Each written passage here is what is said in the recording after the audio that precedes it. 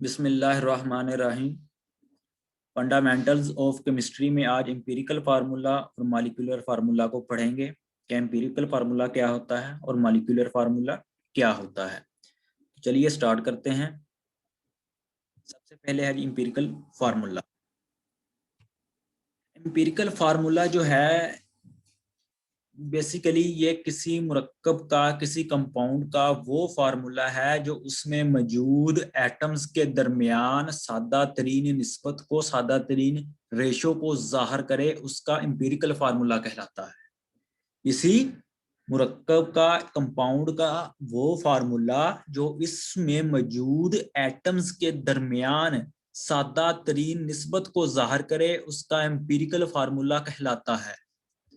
For example, जो benzene है C6H6,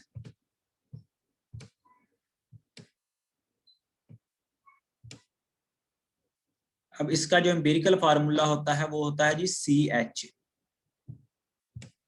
ठीक है, ये इसका एम्पिरिकल फार्मूला हो गया। ठीक है ना। इसी तरह जो हाइड्रोजन परऑक्साइड है H2O2, उसका एम्पिरिकल फार्मूला क्या होता है? HO। ठीक है ना, ये मैं लिख देता हूं इधर ताकि आसानी हो जाए। H2O2।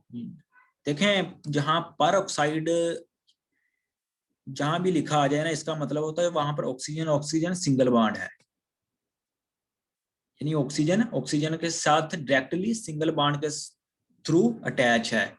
ठीक है ना, वहां पर परऑक्साइड का जिक्र होता है बेसिकली। ये है हाइड्रोजन परऑक्साइड। अब इसका जो एम्पिरिकल फार्मूला है वो है HO।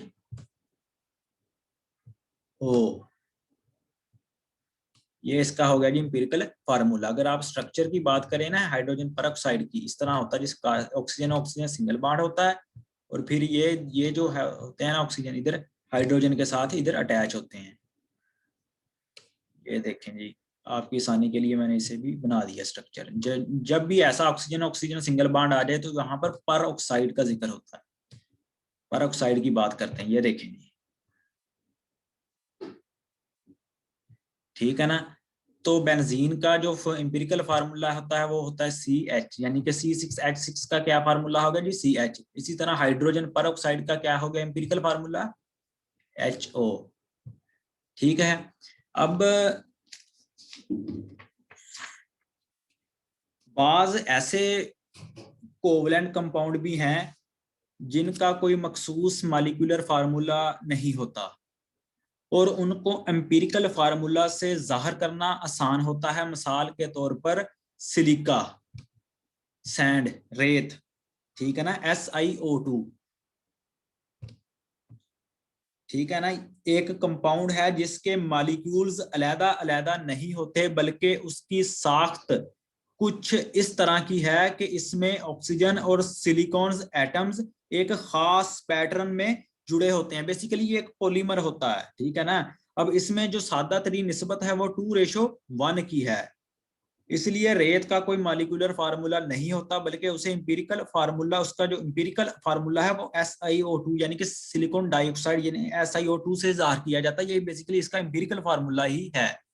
अगर आप स्ट्रक्चर की बात करें ना सिलिकॉन, जो सिलिका की, देखें इस तरह सिलिकॉन होता है उसमें। अब इधर इधर इधर चारों तरफ ये ऑक्सीजन है बेसिकली। ठीक है ना।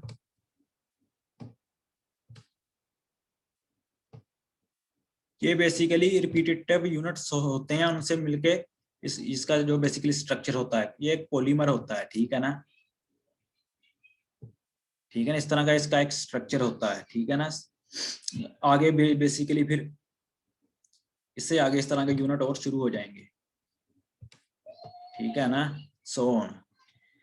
तो एम्पिरिकल जो फार्मूला होता है किसी कंपाउंड में मौजूद एटम्स की सही तादाद नहीं बताता, वो बताता है मॉलिक्यूलर फार्मूला। ठीक है ना। एम्पिरिकल फार्मूला किसी कंपाउंड में मौजूद एटम्स की सही तादाद नहीं बताता, बल्कि एटम में मौजूद सादा तरीन निस्बत को जाहिर करता है। इसलिए ये मुमकिन है कि कई मरकबात के कई कंपाउंड के एम्पिरिकल फार्मूलाज एक ही हों। मसलन एसिटाइलिन है और बेंजीन है, दोनों का एम्पिरिकल फार्मूला CH एक ही होता है। ठीक है ना।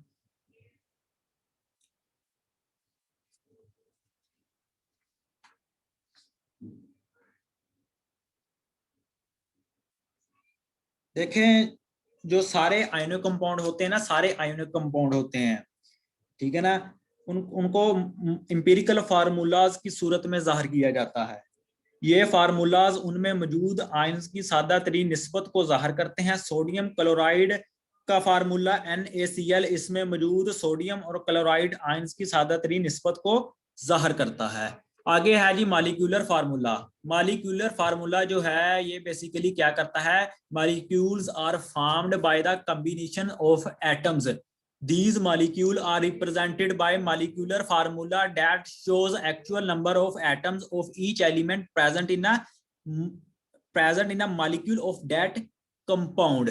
Molecular formula is derived from empirical formula by the following relationship. Molecular formula ये देखें जी, सबसे पहले तो मैं आपको बताता हूं कि जो मॉलिक्यूलर फार्मूला होता है ना, मॉलिक्यूलर फार्मूला कंपाउंड के जो मरकब होता है, यानी कि कंपाउंड के एक मॉलिक्यूल में मौजूद एटम्स की सही तादाद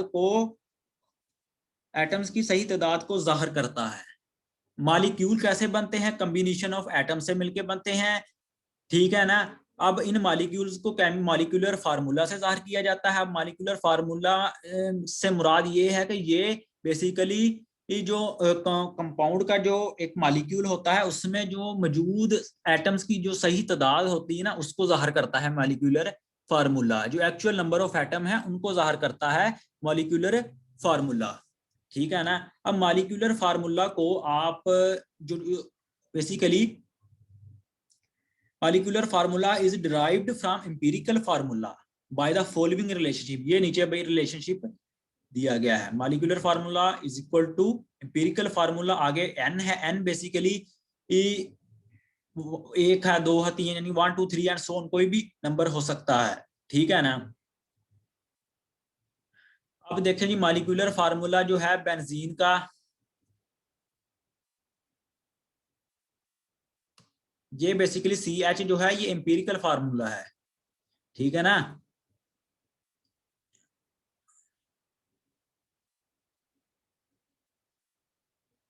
अब देखें, ये आप ना जो इसको मैं समझाने की कोशिश करता हूं एक एग्जांपल से।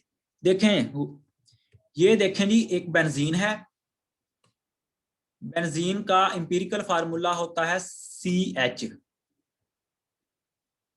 ठीक है। अब इसका जो मॉलिक्यूलर मास होता है बेंजीन का जो है वो होता है 78।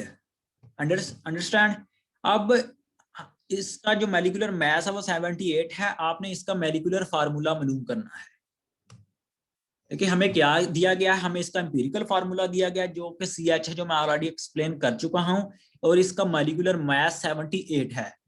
ठीक है। एम्पिरिकल फार्मूला जो बेंजीन का है वो क्या है, CH है। अब बेंजीन का जो इसी हिसाब से हमने बेंजीन का जो एम्पिरिकल फार्मूला मास है वो मालूम कर लेना है। कार्बन का मास 12 होता है, हाइड्रोजन का 1 होता है, ओवरऑल 13 आ गया एम्पिरिकल फार्मूला मास। और बेंजीन का जो मॉलिक्यूलर मास है वो हमें दिया गया है, वो है 78।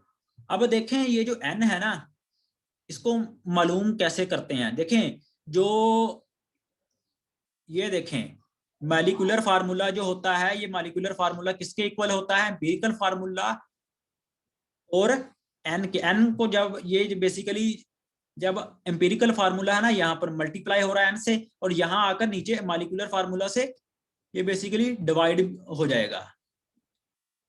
ठीक है ना। नीचे ये देखें जिस तरह मॉलिक्यूलर मास ऊपर है और एम्पिरिकल फार्मूला इधर है, इस तरह आप एन की वैल्यू को फाइंड आउट कर सकते हैं। ठीक है। ऊपर आपने 78 जो बेंजीन का मॉलिक्यूलर मास है उसकी वैल्यू को पुट करना है, नीचे जो एम्पिरिकल फार्मूला मास है उसको आपने पुट करना है। तो आपके पास n की वैल्यू कितनी आ गई, 6 आ गई। ठीक है, अब हमने उस रिलेशन में वैल्यू को पुट करना है।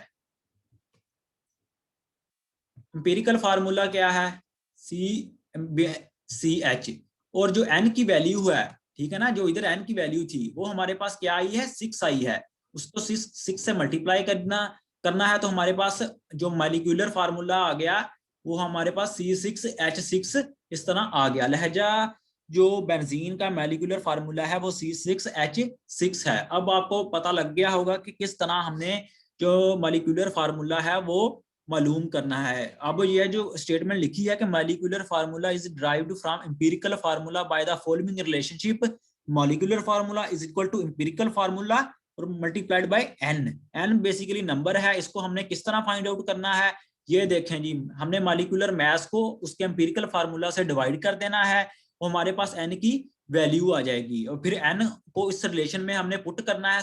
ये देखें, empirical formula multiply by n अब क्या है जो हमने मालूम किया है वो 6 है, 6 से मल्टीप्लाई किया तो बेंजीन का वैल्यू आ गई C6H6। ये बेसिकली बेंजीन का मॉलिक्यूलर फार्मूला है।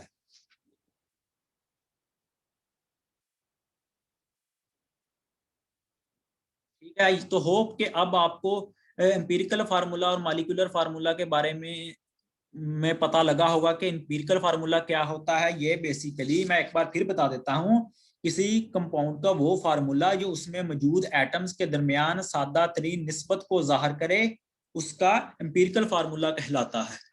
ठीक है, और मॉलिक्यूलर फार्मूला क्या होता है, किसी अंसर या किसी मुरक्कब का मॉलिक्यूल यानी किसी कंपाउंड का मॉलिक्यूलर फार्मूला इस अंसर या मुरक्कब के एक मॉलिक्यूल में मौजूद एटम्स की सही तादाद को जाहिर करता है।